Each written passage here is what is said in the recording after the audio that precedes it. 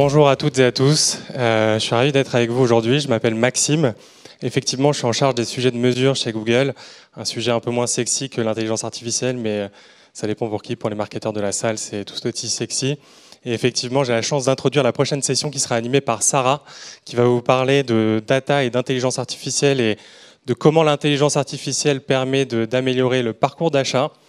Et moi, j'aurai la chance de vous retrouver ensuite à 11h30. Donc retenez bien, 11h30 pour vous parler de mesures au premier étage, de MMM, thèse d'incrémentalité, et de comment ça peut vous aider à améliorer les performances de votre média.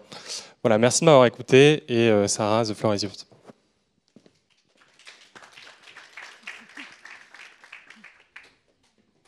Well, hello everybody, and thank you so much, Maxime, for that introduction. So yes, I am Sarah Ashley, and I am part of the Marketing Insights team for EMEA at Google.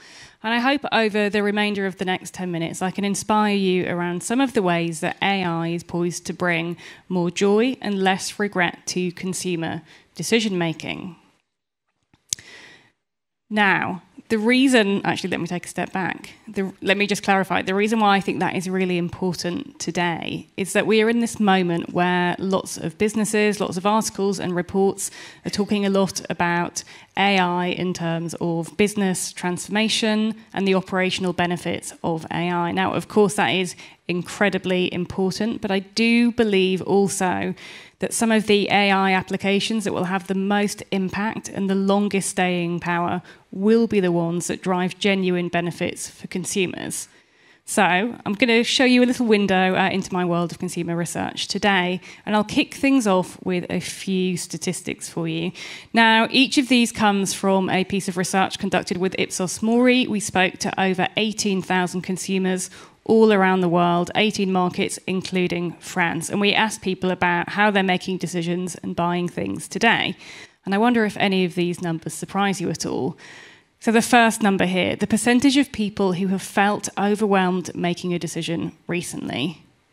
We found that half of people around the world agreed to that. Then we asked people about whether making the right purchase decision feels like it's taking more effort than it used to. And 2/3, or 67% of people, agreed that was the case. And finally, as part of that work, we went on to explore consumer attitudes towards AI and their openness to how helpful they might find AI in their decision-making. And we found a huge 82% of people globally actually said they would find it really helpful if AI could help reduce their shopping time. Now, I don't know if any of those surprised you, but I was actually quite surprised by just how high that 82% is. And I think what these numbers do in combination is point to a bit of a challenge for us as brands, marketers, business leaders, and also an opportunity. Because this idea of complexity, of overwhelm, of not feeling like we're able to make a good decision and that's getting harder because there are so many options to choose from, that's frustrating for consumers. And we saw in that same research over half of people dropping out of purchases, abandoning carts, delaying making a decision.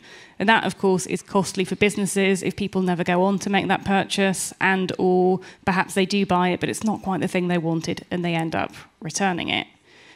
And so we asked ourselves, how might we improve the consumer experience? Where are the territories in people's decision-making where we could help as marketers? And we identified these 4 territories, and these are based on years of observational research about how people are behaving. Now, the first one we call help me cut through the noise and not miss out on the thing that I really wanted. And this isn't just about buying things and goods, it also applies across various sectors. So, for example, I'm currently in market for a holiday, and let me tell you, it is hard deciding which destination to choose. There's so many to pick from. There's this sense of FOMO, this fear of missing out if we don't quite pick the right destination. The second idea is to help me to not buy things that I regret. I think that one kind of makes sense. The third one is to take the pain out of shopping for the things I least enjoy. Now, this is going to vary from individual to individual, but what we tend to find in the data is that many people find categories like finance or utilities quite painful, so renewing a mortgage, looking for a new interest on a savings account, trying to order insurance, booking a plumber. Those are experiences consumers find particularly difficult and would love to have some of the pain taken out for them. And then finally, we have take my shopping to the next level. And that is all about adding extra joy, fun. If the others are a bit more functional, that's really about making shopping, buying, decision-making as fun and enjoyable as possible. Of course, our next question was how might AI improve the consumer experience? And to help us answer that, we collaborated with a partner called Wired Consulting. You may be familiar with the Wired magazine. They're a great team of journalists, of technologists, and they helped us go and speak to leading experts, academics, business leaders around the world about how they thought technology, both today and into the future, might help us overcome some of those barriers and opportunities I presented on the last slide. And then we do have a full report that goes into lots of details, but today I just wanted to share one example with you of the ways AI is helping with this. And I've chosen multimodality, in particular visual search. And by multimodality, I just mean being able to search for information using an image or a video or text or audio input or a combination of all of those to return results. I have a personal example. I was home with family over Christmas, and my mum just turned around and went, "Sarah, that woman on the television, I love that dress. Do you have any idea where it's from?" Now, a few years ago, I would have said to my mum, "You're mistaking me for somebody who is the internet as opposed to somebody who just works at Google." You know, I wouldn't have necessarily been able to help, but I whipped out my phone, did a quick circle to search, and I was able to tell my mum quite quickly, "Oh, it's this dress. It's available in these colours, in these sizes. You can buy it from here. They have your size in stock." Now, for me, that was about cutting through the noise of so many options of similar dresses I would have otherwise been searching for. For my mum, that really took the idea of shopping to the next level. To her, it was magic that you could so quickly point to that exact dress and find it online. I've also been doing a lot of research recently with consumers who have visual impairments, who kind of are blind, and they're using this kind of search to have AI describe the texture of fabric to them where they can't see it. So I think that's just one small example, but there are lots in the report that kind of point to how AI will help supercharge and address these consumer challenges and needs in a way that's really beneficial for businesses. So what are the implications for businesses and marketers? Well, there are lots and lots, but if I were to focus on just one for today, it would be to remind you to keep people at the heart of marketing. One of the experts we spoke to in the research said this, Dr. Bianca Kroneman.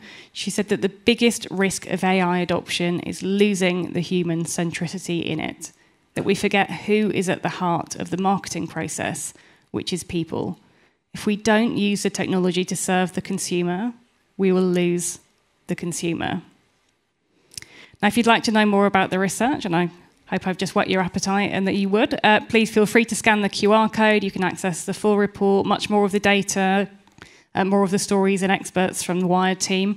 I do also have, I think, 5 hard copies on me of the physical report, so please do come and grab me or one of the Google team. I'd be very happy to share it with you. But otherwise, thank you very much for your attention. I hope you have a fantastic day, and please do go see Maxime's talk later. Thank you.